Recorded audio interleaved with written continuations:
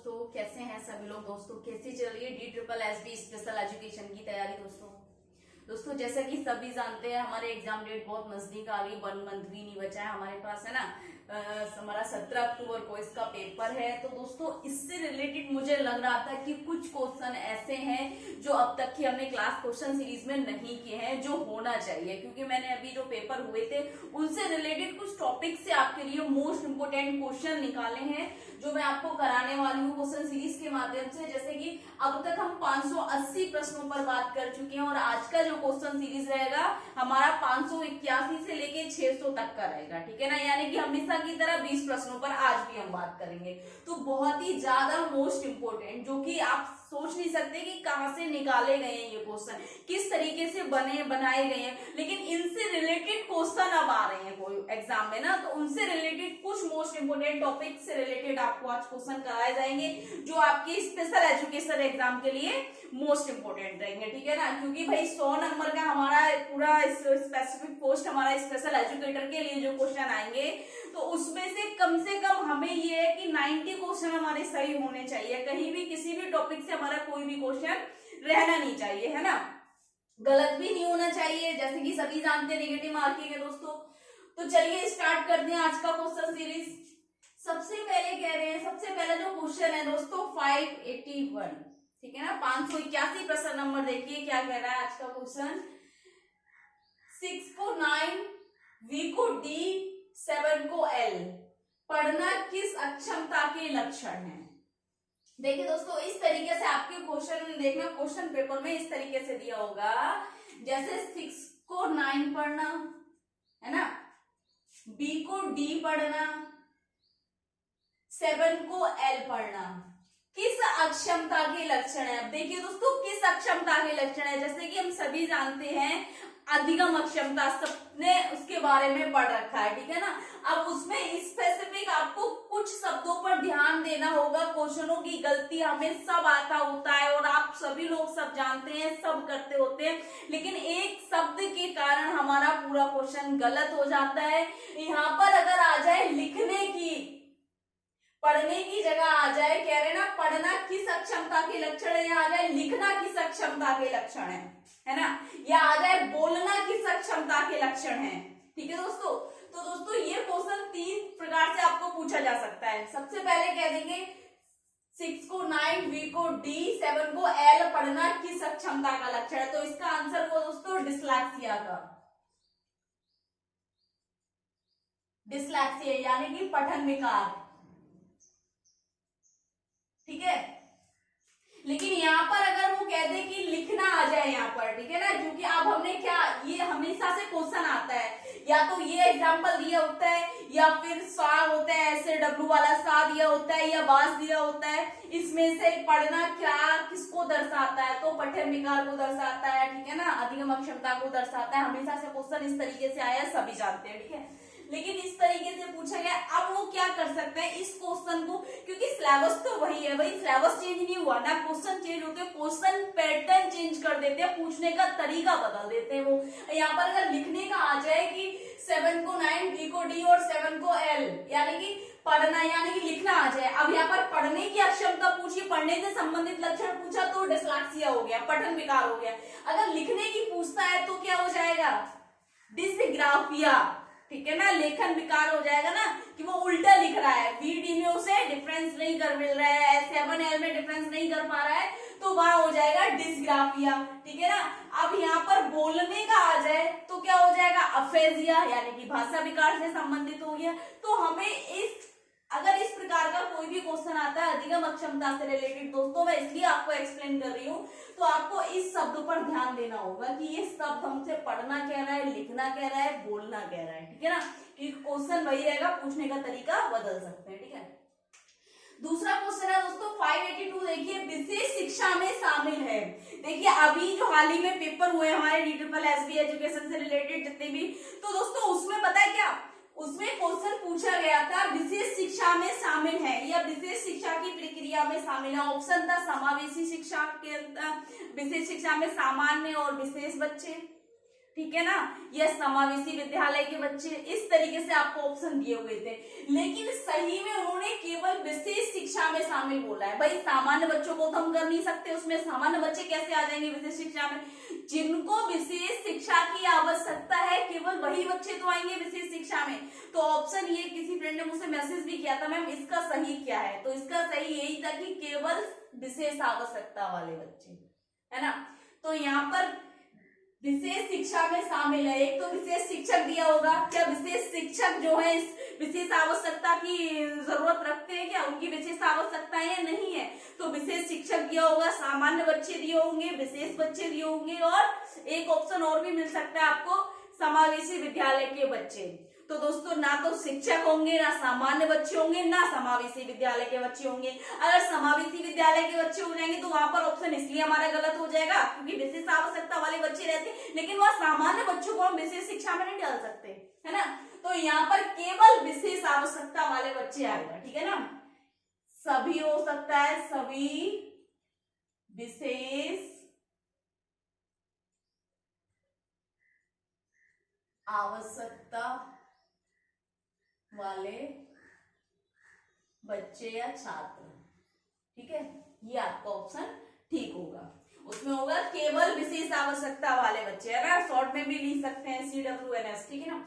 उसमें देखिए अब नेक्स्ट देखिए 583, क्वेश्चन नंबर 583 देखिए 583 प्रश्न नंबर दोस्तों, किसने कहा है शैक्षिक मनोविज्ञान का दायरा असीमित या गतिशील है? यानी कि शैक्षिक मनोविज्ञान का जो दायरा है असीमित है, ठीक है ना, यानी कि उसका कोई लिमिट नहीं है, असीमित है, फैला हुआ है, विस्तृत है और गतिशील है, यानी कि क्या है, हमेशा गति करता रहता है। तो क्या है दोस्तों, ये किसने कहा है, ये कथन किसने कहा है? तो गेट्स ने कहा है। ये किसने कहा है? गेट्स ने।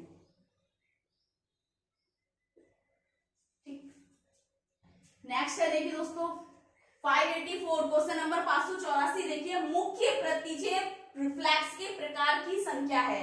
देखिए रिफ्लेक्स दोस्तों बहुत सारे हमारी प्रतिवर्त क्रियाएं हमारे सारे वो होती है, जब बच्चा जन्म लेता है, जन्म से उसमें बहुत सारे रिफ्लेक्स नजर आते हैं, लेकिन मुख्य रूप से अगर हम देखें जो हमारे विशेष आवश्यकता वाले बच्चों में बने रहते हैं, जिनमें स्पेसिफिक अगर हम बात करें तो शारीरिक दिव्यांगता वाले बच्चों में, यानी कि फिजिकल डिसेबिलिटी वाले बच्चों में देखने को मिलते हैं। तो कौन कौन से ऐसे रिफ्लेक्सेस हैं या उन रिफ्लेक्सेसों की कितनी संख्या है जो मुख्य रूप से हमें देखने को मिलते हैं? तो वो है 16। ध्यान रखना, मुख्य बहुत सारे हैं, लेकिन अगर हम शारीरिक दिव्यांगता के अनुसार या हम विशेष आवश्यकता वाले बच्चों के अनुसार बात करें तो मुख्य जो रिफ्लेक्सेस है वो कितने हैं? 16, ठीक है। नेक्स्ट देखिए 585, किस बच्चे में यानी कि किस सीपी बच्चे में अस्थिर एवं अनियंत्रित गति देखने को मिलती है? अब यहाँ पर क्या पूछा है उन्होंने, वो कह रहे हैं सीपी के किस बच्चे में, यानी कि जिस बच्चे को सेरेब्रल पॉलिसी है ऑलरेडी, ठीक है। तो ऐसे उन्होंने एक टाइप पूछा है आपसे, किस सीपी बच्चे में अस्थिर और अनियंत्रित गति देखने को मिलती है? कौन से सीपी के ये लक्षण है दोस्तों? प्रभावित अंगों के अनुसार देख लीजिए, है ना, और प्रभावित अंगों के अनुसार, चिकित्सीय लक्षणों के अनुसार उन्होंने पूछा था, और एक और था मनोवैज्ञानिक आधार पर भी उन्होंने किया था, है ना, जिसमें माइल्ड मॉडरेट सीपी, ठीक है। तो दोस्तों अगर हम बात करें प्रभावित अंगों को छोड़ के या मनोवैज्ञानिक आधार पर उसको छोड़ के, तो एक हमारा था चिकित्सीय लक्षणों के आधार पर सीपी का वर्गीकरण, ठीक है ना। उसमें अगर हम देखें अटैक्सिया था, स्पास्टिसिटी था, है ना, एथोटोइड था, मिक्स्ड था। तो जिसके हम लक्षण में अगर जाते हैं तो सीपी बच्चों में कौन से ऐसा टाइप्स है जिसमें अस्थिर और अनियंत्रित गति देखने को मिलती है? तो लक्षण दोस्तों अटैक्सिया के हैं। किसके हैं? अटैक्सिया। अटैक्सिया सीपी में हमें ये चीजें देखने को मिलती हैं, यानी कि क्या होता है? अनियंत्रित गति, अनियंत्रित जिसपे कंट्रोल नहीं रहता है। और एक चीज और रखना है यहाँ पर, आपको अनियंत्रित गति वे गतियां या अनैच्छिक गतियां भी आपको इसमें अटैक्सिया वाले सीपी में देखने को मिलेंगी, है ना। अनैच्छिक गतियों का अगर ऑप्शन आ जाए तो आप अटैक्सिया लगा देना, इसको ध्यान रखना, ठीक है ना। मोस्ट इंपोर्टेंट है क्योंकि सीपी से आपको कम से कम 3 या 4 क्वेश्चन मिलने ही मिलने आपको, ठीक है ना। इसमें 100 नंबर में से 4 क्वेश्चन आपके सीपी के बनेंगे। अब आप देख लीजिए सीपी को जितना आप डिटेल पढ़ लेंगे उतना अच्छा रहेगा, ठीक। उसके बाद देखिए क्वेश्चन नंबर 583, वह बच्चा जिसकी मानसिक आयु वह बच्चा जिसकी मानसिक आयु कालानुक्रमिक आयु से कम हो क्या कहलाते हैं? कालानुक्रमिक आयु का मतलब है यहाँ क्रोनोलॉजिकल एज, ठीक है ना। वह बच्चा या वे बच्चे कह सकते हैं जिसकी मानसिक आयु उसकी कालानुक्रमिक आयु से कम हो, तो क्या कहलाते हैं? उन बच्चों को किस श्रेणी में रखते हैं हम? बौद्धिक असक्षम बच्चे, यानी कि इंटेलेक्चुअल डिसेबल्ड, बौद्धिक असक्षम, ठीक है। नेक्स्ट देखिए दोस्तों 587, रीढ़ की हड्डी के न्यूरल आर्क आपस में ना जुड़ पाने की स्थिति क्या कहलाती है? Most important question. क्वेश्चन को एक बार फिर से पढ़ते हैं। रीढ़ की हड्डी के न्यूरल आर्क आपस में ना जुड़ पाने की स्थिति क्या कहलाती है? पहले तो इसके बारे में जान लीजिए। स्थिति कब? जब बच्चा गर्भावस्था में है, गर्भावस्था के दौरान उसमें जो शारीरिक विकास हो रहे हैं, ठीक है ना, उस विकास के दौरान अगर उसकी रीढ़ की हड्डी के न्यूरल आर्क आपस में नहीं जुड़ पाते और वे खुले रहते हैं, तो कौन सी कंडीशन उत्पन्न होती है? तो वह कंडीशन है दोस्तों द्विशाखी रीढ़, जिसे स्पाइना बाइफिडा बोलते हैं। और ये बच्चा क्या हो जाता है? खुला रहने के कारण, ठीक है ना, पूर्ण विकसित नहीं हो पाता है, यानी कि शारीरिक रूप से कहीं ना कहीं दिव्यांग हो जाते हैं ये। तो एक शारीरिक दिव्यांगता का ये प्रकार है स्पाइना बाइफिडा, ठीक है, जिसे कहते हैं द्विशाखी रीढ़, ठीक है, स्पाइना बाइफिडा, ठीक है, स्पाइना बाइफिडा। नेक्स्ट देखिए दोस्तों 588, क्वेश्चन नंबर 588, मांसपेशियों की कठोरता, गतियों में सुस्ती और अद्वितीय प्रकार के स्पंदन सभी लक्षण हैं। आपको ये लक्षण पहचानने हैं और उसके बाद डिसेबिलिटी का नाम बताना है, ठीक है ना। मांसपेशियों में कठोरता, आप ना ध्यान रखना है, क्योंकि मांसपेशियों रिलेटेड जितने भी अगर हम लोकोमोटर डिसेबिलिटी या फिजिकल डिसेबिलिटी की बात करें तो सबसे ज्यादा मसल्स, बोन्स, ठीक है ना, ये सारी चीजें हमारी इफेक्टिव होती हैं, ठीक है। अब यहाँ पर बोल रहे हैं मांसपेशियों की कठोरता है, नष्ट होना नहीं है, ध्यान रखना, केवल कठोरता बोला है उन्होंने, सुस्त नहीं बोला है, कठोरता बोला है ना, विकृति बोल रहा है। आप एक चीज को ध्यान रखिए, मांसपेशियों की कठोरता, गतियों में सुस्ती है, मांसपेशियों में नहीं, गतियों में सुस्ती और अद्वितीय प्रकार के स्पंदन, यानी कि अनेक प्रकार की समस्याएं, ठीक है ना, जिसमें झंझनाहट होना, ठीक है ना, स्पंदन होना, झंझनाहट जैसे हम कहते हैं, कंपन होना, ठीक है। अब देखिए दोस्तों मांसपेशियों की कठोरता, गतियों में सुस्ती और अद्वितीय प्रकार के स्पंदन सभी लक्षण है। तो किस रोग के लक्षण है? और एक चीज क्वेश्चन को पढ़ते हुए ध्यान रखना, अगर कोई भी क्वेश्चन में आपसे मतलब मांसपेशियों से या शरीर के स्वास्थ्य से रिलेटेड कोई भी क्वेश्चन आता है, अगर उसमें स्थिति दे रखा है, वह स्थिति, यहाँ पर अगर क्वेश्चन आपसे पूछता है वह स्थिति, तो आप समझ जाते हैं जहां स्थिति है वहां दिव्यांगता है, ठीक है ना। अगर कोई स्पेसिफिक स्थिति वो बोल रहा है, लेकिन यहाँ पर उन्होंने स्थिति नहीं बताई, केवल लक्षण पूछे हैं। तो मांसपेशियों की कठोरता, गतियों में सुस्ती और अद्वितीय प्रकार के स्पंदन सभी लक्षण हैं। तो ये रोग है दोस्तों जिसे कहते हैं पार्किंसंस रोग, पार्किंसंस डिसीज, ठीक है ना, पार्किंसन डिसीज, ठीक है। इससे इस डिसीज को क्या उन्होंने डिसेबिलिटी में कन्वर्ट कर दिया है। आरपीडब्ल्यूडी एक्ट जो हमारा 2016 का जो एक्ट है आरपीडब्ल्यूडी, तो दोस्तों उसमें उन्होंने क्या है, जो हमारे किस प्रकार की दिव्यांगता है उसमें उन्होंने ये पार्किंसन डिसीज को भी ऐड कर दिया है शारीरिक दिव्यांगता के रूप में, ठीक है। उसके बाद देखिए क्वेश्चन नंबर 589, दोस्तों आपने इस प्रकार के क्वेश्चन पूछे जाते हैं, उनका सही क्रम लगाना होता है, कुछ शब्द दिए होते हैं और हमें सही क्रम छांटना होता है। क्या उसका सही ट्रिक क्या है? बहुत ही इजी तरीके से हम कैसे करेंगे, क्योंकि उसमें क्या होता है ना, एक तो यहाँ पर जैसे कि सबसे पहला निदान है, दूसरा प्रतिपुष्टि है, तीसरा निर्देश है, चौथा उपचार है, ठीक है ना। अब इसमें पूछा है का सही क्रम है। अब यहाँ पर हम कंफ्यूज हो जाते जाते हैं, क्योंकि वहां पर ऑप्शन हमें ये तो नहीं दिए होते, क्रम नहीं बताता है वो हमें केवल नंबर बताता है। सबसे पहले 1 आएगा, 2 आएगा, 3 आएगा, यानी कि सबसे पहले ये आएगा, उसके बाद ये आएगा। लेकिन इसका सही क्या है, आप दूसरी जगह पर कहीं भी खाली जगह आपको दिख रही है वहां आप लिख लो, ठीक है। या फिर क्या करो, इस चीज को ऐसे यहाँ पर अंडरलाइन करके यहाँ पर नंबर लिख लो, आपको नंबर समझ आ जाएगा। अब जैसे उन्होंने पूछा है निदान, प्रतिपुष्टि, निर्देशन, उपचार का सही क्रम है। अब यहाँ पर निदान, प्रतिपुष्टि और निर्देश, उपचार से हमें ये स्पष्ट तो हो गया कि हमारा शिक्षा से संबंधित है। जब हम किसी बच्चे को शिक्षा या प्रशिक्षण प्रदान करते हैं तो भैया उसका हमारा क्रम क्या रहता है, ठीक है ना।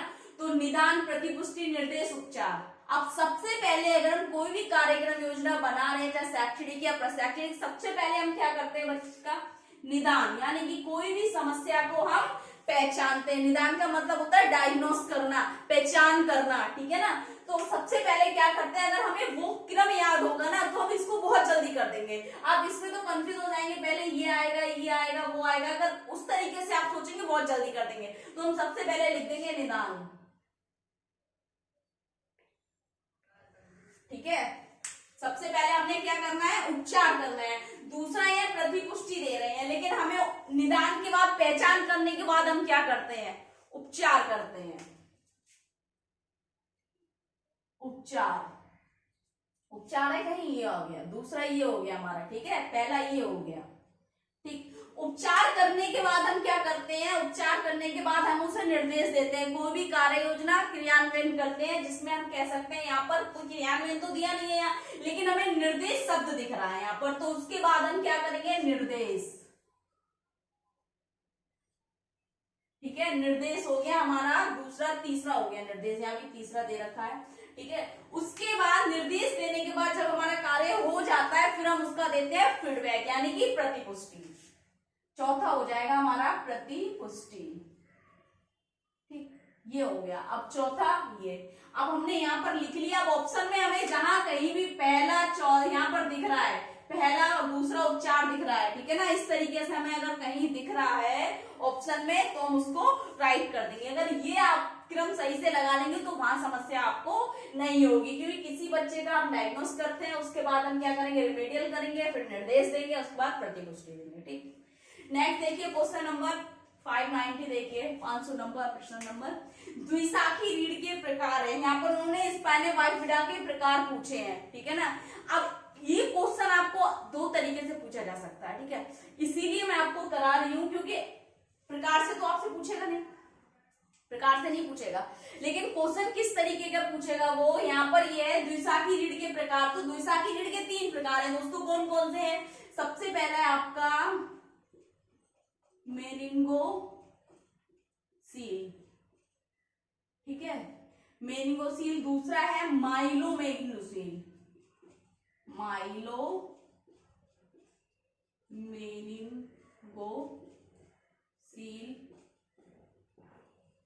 ठीक है। तीसरा है गुप्त द्विशाखी रीढ़, अकल्टा जिसे बोलते हैं, गुप्त द्विशाखी रीढ़, ठीक है। ये 3 प्रकार हैं।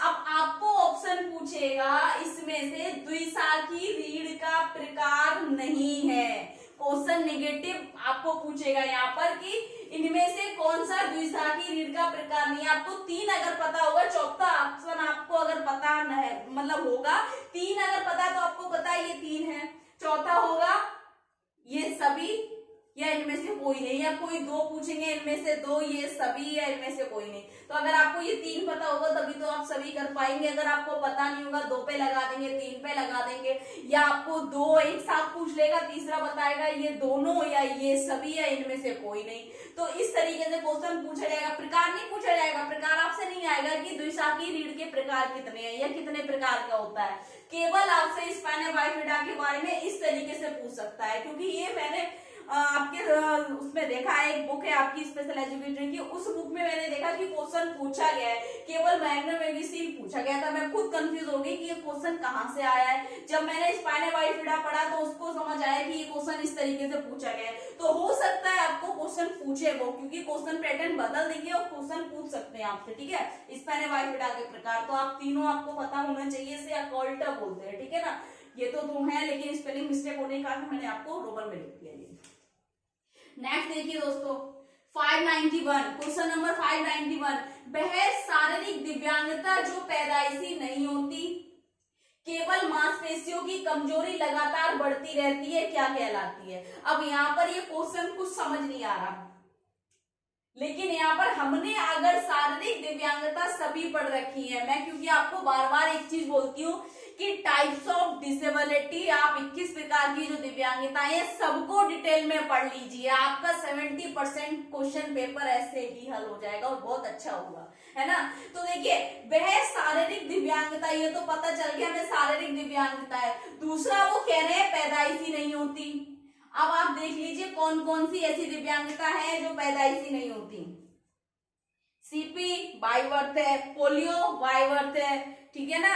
और अगर हम बात करें इसके अलावा ये हमारा मस्कुलर डिस्ट्रोफी, मस्कुलर डिस्ट्रोफी नहीं है सॉरी, स्पाइनल बाइफिडा हमारी बाय बर्थ है। पार्किंसंस रोग जो है वो नहीं है, बाय बर्थ नहीं है। पार्किंसंस रोग जो है बाय बर्थ नहीं है, ठीक है ना। और अगर हम बात करें मल्टीपल स्क्लेरोसिस, वो भी नहीं है, लेकिन उसमें क्या है मांसपेशियों की कठोरता नहीं दे रखी है। मल्टीपल स्क्लेरोसिस एक अलग बहुविध ऊतक दर्द है, वो भी नहीं है, ठीक है ना। तो दोस्तों क्या है इसमें से, यहाँ पर कह रहे हैं कि पैदाइशी नहीं और मांसपेशियों की कमजोरी लगातार बढ़ती रहती है, यानी कि हमेशा एक होती है स्थिति हो गई, वह किसी भी दिव्यांगता से ग्रसित हो गया और वह असक्षम हो गया। यहाँ पर धीरे धीरे हो रहा है, तो धीरे धीरे वाली जो हमने कंडीशन पढ़ी है वो मांसपेशीय क्षरण में पढ़ी है, केवल मस्कुलर डिस्ट्रॉफी में पढ़ी है ये, है ना। और वो क्या है पैदाइशी नहीं है ये चीज, क्योंकि उन्होंने ये चीज तो दे दी मतलब हमें घुमाने वाली, और ये चीज उन्होंने हमें स्पष्ट कर दिया लगातार बढ़ने वाली कमजोरी मांसपेशियों में। तो ये स्थिति हमें मस्कुलर डिस्ट्रॉफी में देखने को मिलती है, मांसपेशीय क्षरण में देखने को मिलती है। किसमें?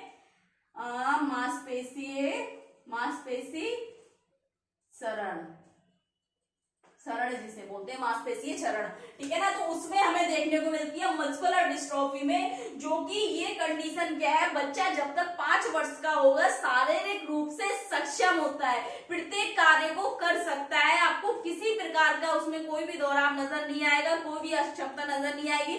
लेकिन जब जब बच्चा 5 साल के बाद अगली आयु में प्रवेश करता है, धीरे धीरे उसके मांसपेशियों क्या होने लगेंगी, कमजोर होने लगेंगी। और क्या है हमारे मांसपेशियों में फाइब्रस तंतु को नष्ट करके उसमें क्या है चर्बी बढ़ने लगती है। और क्या होता है फिर धीरे धीरे जब मांसपेशियां उसको ग्रसित कर लेती हैं, धीरे धीरे बढ़ती रहती है, कमजोरी हो जाती है, तो बच्चा क्या हो जाता है शारीरिक रूप से प्रभावित हो जाता है। लेकिन मस्तिष्क में उसके कोई समस्या नहीं होती। सीपी के साथ मस्तिष्क की समस्या होती है ना, बहुत सारी ऐसी कंडीशन है। तो दोस्तों ये ऐसी कंडीशन है। अगर ऐसे तो अगर हम देखें तो हमारी लेप्रेसी जो हो गई, ठीक है ना, वो भी फिजिकल डिसेबिलिटी में पैदाइशी नहीं है, इन्फेक्शन के कारण होता है, लेकिन उसमें वो जेनेटिक होता है। जो लेप्रेसी है वो जेनेटिक होता है, लेकिन ये जेनेटिक नहीं होता दोस्तों। मांसपेशीय क्षरण जो है जेनेटिक नहीं होता। लेप्रेसी में क्या होता है, उसमें मांसपेशियां हमारी प्रभावित नहीं होती, केवल त्वचा और अस्थियां प्रभावित होती है इन्फेक्शन के कारण, ठीक है ना। उसके बाद देखिए नेक्स्ट क्वेश्चन 592, बालक के विकास में सबसे महत्वपूर्ण कारक कौन कौन से हैं, यानी कि बालक के विकास में सबसे महत्वपूर्ण कारक कौन कौन से हैं, ऐसे कौन से कारक हैं जो बालक के विकास के लिए सबसे ज्यादा महत्वपूर्ण होते हैं या महत्वपूर्ण है। तो दोस्तों कौन कौन से कारक हमें पता होना चाहिए। सबसे पहला है सामाजिक वातावरण, दूसरा आ जाएगा आर्थिक वातावरण, ठीक है, तीसरा आ जाएगा हमारा बौद्धिक वातावरण। तो ये तीनों कारक क्या हैं, बच्चे के विकास के लिए महत्वपूर्ण है, तीनों कारक, ठीक है। अगर कोई भी बच्चे का जो सामाजिक वातावरण होगा उसके परिवार का, तो बच्चे में भी सामाजिक वातावरण, सामाजिक विकास अच्छा होगा। उसकी आर्थिक स्थिति अच्छी होगी तो बच्चे की शारीरिक स्थिति अच्छी होगी, शारीरिक विकास अच्छा होगा, उसके आहार पोषण का ध्यान रखा जाएगा, है ना। बौद्धिक वातावरण अगर अच्छा होगा तो बच्चे का भी बौद्धिक वातावरण अच्छा होगा। तो बच्चे के विकास के लिए 3 कारक महत्वपूर्ण होते हैं, तीनों को ध्यान में रखना। क्वेश्चन घुमा के पूछेगा, क्वेश्चन इस तरीके से नहीं पूछेगा, क्वेश्चन आएगा इनमें से ये आपको क्वेश्चन आएगा, ठीक है ना, किसके लिए महत्वपूर्ण है, ये कारक किसके लिए महत्वपूर्ण है, भौतिक विकास के लिए, सामाजिक विकास के लिए, या बच्चे के सभी विकास के लिए, तो बच्चे के सभी विकास के लिए आ जाएगा। ठीक है, नेक्स्ट देखिए 593 एनआईएमएच की स्थापना कब हुई।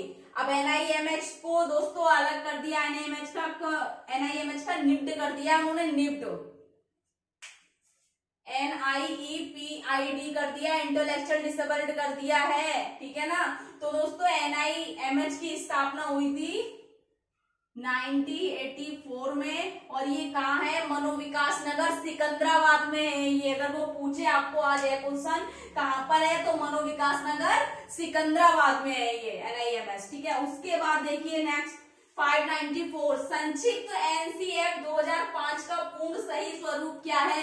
ये फुल फॉर्म पूछने का एक तरीका है, आपको इस तरीके से फुल फॉर्म पूछी जाएगी क्वेश्चन में, एग्जाम में। संक्षिप्त NCF 2005 का पूर्ण सही स्वरूप क्या है, यानी कि शॉर्ट में जो NCF लिखा है उन्होंने शॉर्ट फॉर्म दी है 2000 का सही स्वरूप, यानी कि इसको एक्सप्लेन करके कैसे लिखेंगे, इसका पूरा नाम क्या है। तो दोस्तों नेशनल करिकुलम फ्रेमवर्क, जिसे हिंदी में कहेंगे नेशनल करिकुलम फ्रेमवर्क, राष्ट्रीय पाठ्यचर्या रूपरेखा। ठीक है ना, राष्ट्रीय पाठ्यचर्या रूपरेखा हो जाएगी। ठीक है, नेक्स्ट देखिए क्वेश्चन नंबर 595 मांसपेशियां किससे, मायोपिया, यह मायोपिया किससे संबंधित है। मायोपिया जो शब्द है दोस्तों रक्त संबंधी समस्या, और ये मायोपिया जो है उन्होंने यहाँ पर, अगर आपको क्वेश्चन पूछा जाएगा मायोपिया किस स्थिति से संबंधित है, ठीक है ना, तो आपको आ जाएगा दृष्टि अक्षमता से। ठीक है ना, दृष्टि से संबंधित है। अब उन्होंने किससे संबंधित पूछा है, केवल मायोपिया किससे संबंधित है, तो अगर हम बेसिकली इसको देखें तो निकट दृष्टि दोष से संबंधित है। ये निकट दृष्टि दोष से संबंधित है। ठीक है, मायोपिया। नेक्स्ट देखिए क्वेश्चन नंबर 596 मूल्यों पर संगोष्ठियां या परिसंवाद करना किस शिक्षा को प्रदान करने का सर्वोत्तम तरीका है। यानी कि मूल्यों पर संगोष्ठियां सेमिनार्स या वर्कशॉप जो हम अटेंड करते हैं या ऑर्गेनाइज करते हैं, उस प्रकार की करना, या सेमिनार होते हैं बहुत बड़े बड़े, तो मूल्यों पर संगोष्ठियां परिसंवाद करना किस शिक्षा को प्रदान करने का सर्वोत्तम तरीका है। ठीक है ना, अब एक चीज ध्यान रखना, कोई भी अगर हम कोई भी संगोष्ठी या सेमिनार हम करते हैं कहीं भी, या परिसंवाद करते हैं, तो उसका विषय सबसे पहले दिया होता है। ठीक है ना, या इस तरीके से जैसे एग्जांपल के लिए बोले दिव्यांगता रोजगार संगोष्ठियां, ठीक है ना, दिव्यांगता जागरूकता संगोष्ठियां, इस तरीके से। अब आपको पता चल गया ना कि दिव्यांग के बारे में है, ठीक है ना, दिव्यांग रोजगार के बारे में, यहाँ पर उन्होंने स्पेसिफिक कर दिया है क्योंकि आंसर यही है, मूल्यों पर संगोष्ठियां। तो कौन सी शिक्षा होगी, मूल्यों पर अगर संगोष्ठियां हो रही है तो मूल्य शिक्षा को प्रदान करने का सर्वोत्तम तरीका है। ये चीज आप ध्यान रखना, क्वेश्चन के लिए इसलिए कराया गया है कि आपको कैसे समझ आएगा, क्योंकि यहाँ पर आपको केवल ये विषय पहले ही दिया होता है। किसी भी सेमिनार या कोई भी वर्कशॉप अगर ऑर्गेनाइज कर रहे हैं तो सबसे पहले हमारा विषय होता है कि किस सब्जेक्ट पर हम ये कार्य करने जा रहे हैं, परिसंवाद होगी किस पर देंगे या क्या सब्जेक्ट रहेगा, सबसे पहले दिया होता है। तो क्वेश्चन में सबसे पहले जो आएगा आपका वही आंसर होगा। ठीक है, ऑप्शन में कहीं ना कहीं आपको ये चीज देखने को मिलेगी। ठीक, नेक्स्ट देखिए 597 मस्तिष्क का कौन सा भाग कुशलता संबंधी गतियों हरकतों के लिए जिम्मेदार होता है। यानी कि हमारे मस्तिष्क के दो भाग हैं, उन दोनों भागों में से कौन सा भाग है मस्तिष्क का जो कुशलता संबंधी गतियों, यानी कि हमारी एबिलिटी और हमारे मूवमेंट्स और हरकतों का मतलब है गति करने के लिए जिम्मेदार होता है। तो हमारे शरीर का लघु मस्तक, जिसे हम कहते हैं सेरेब्रम, सेरेबेलम, ठीक है, लघु मस्तक जिसे बोलते हैं लघु मस्तिष्क। ठीक है, जो हमारे मतलब भाग हमारे शरीर में गतियां प्रदान करता है, कुशलता संबंधी कार्यों के लिए जिम्मेदार होता है। ठीक है ना, नेक्स्ट देखिए 598 अवधारणाओं का विकास मुख्य रूप से किसका हिस्सा है? अवधारणाओं का विकास। अब क्वेश्चन आपको आएगा कि अवधारणाओं का विकास किस विकास से संबंधित होता है। ठीक है, क्वेश्चन यहाँ पर बहुत शॉर्ट तरीके से हो गया है। अवधारणाओं का विकास मुख्य रूप से किसका हिस्सा है?